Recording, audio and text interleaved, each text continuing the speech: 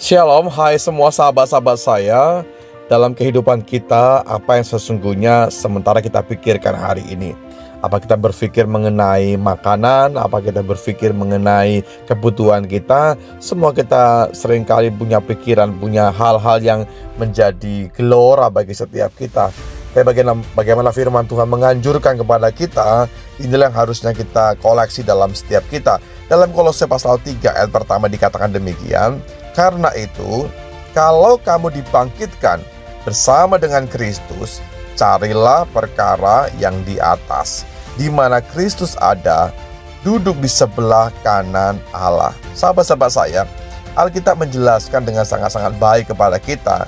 Karena kalau kita dibangkitkan, kita percaya bahwa kebangkitan Yesus juga menjadi kebangkitan kita semua. Kebangkitan dari kelemahan, bangkit dari keterpurukan, bahkan bangkit dari jerat maut. Kita bersyukur kita punya Tuhan yang tidak mati, tapi Tuhan yang bangkit, yang mengatasi maut, dan Dia pergi ke sorga pastinya dengan iman. Dia menyediakan tempat bagi saya dan saudara. Sebab itu, ketika Tuhan membangkitkan kita, sesungguhnya yang perlu kita kejar, yang perlu kita cari adalah hal-hal demikian. Kejarlah perkara yang di atas, di mana di atas itu terdapat Kristus. Dia yang utama. Apa arti di atas? Yang unggul, yang pertama. Dan itu harusnya memimpin kehidupan kita. Yang di atas itu saya katakan bahwa perkara-perkara yang pertama, nilai kekudusan. Hari-hari Tuhan mau supaya hidup kita dikuduskan. Kita percaya dengan iman bahwa kuasa tubuh dan darah Kristus itu menguduskan kehidupan setiap kita. Tubuh, jiwa, dan roh kita dikuduskan. Sebab itu penuhi yang di atas ini, penuhi pikiran kita dengan nilai kekudusan. Apa yang kita lakukan dalam hidup kita, apakah ada nilai kebenaran di sana? Apakah ada nilai kekudusan? Kalau toh itu mulai menyerempet, menyimpang dari kebenaran firman, stop, berhenti. Kita kembali kepada rel yang benar, kita kembali kepada jalan yang benar. Kalau memang hal demikian itu menyimpang dari nilai kekudusan Tuhan, stop, berhenti. Karena semakin hari, semakin lama, kalau kita terjerembab di sana akan membawa kita kepada jurang maut. Hal yang perlu kita lakukan juga perkara di atas berbicara mengenai kita tinggal di dalam kebenaran. Jadi biarlah kebenaran Tuhan itu bukan kebenaran diri kita, itu yang menguasai hati dan kehidupan kita. Statement kita, keputusan kita, tujuan kita harusnya tinggal dalam kebenaran.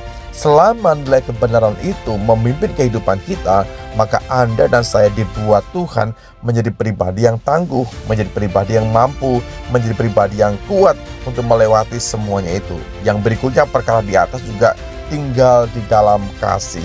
Allah kita itu kasih adanya.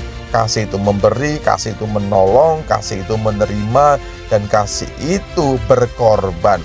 Dan itu harusnya menjadi goal dalam hidup kita, mencari perkara-perkara perkenanan akan hati Tuhan, tinggal dalam kasih. Selama kita tinggal dalam dunia, peragakanlah kasih itu bagi siapapun juga, bagi rekan kita, teman kita, sahabat kita, keluarga kita, yang pasti orang-orang yang bertemu dengan kita, peragakanlah kasih setiap waktu. Perkara di atas juga berbicara bagaimana kita tinggal di dalam pengampunan. Kita sudah diampuni oleh Tuhan, saudaraku.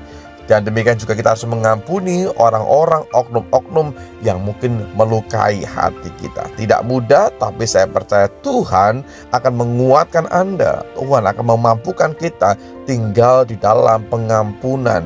Karena kita sudah diampuni oleh Tuhan. Kita bersyukur kita diterima olehnya hari ini.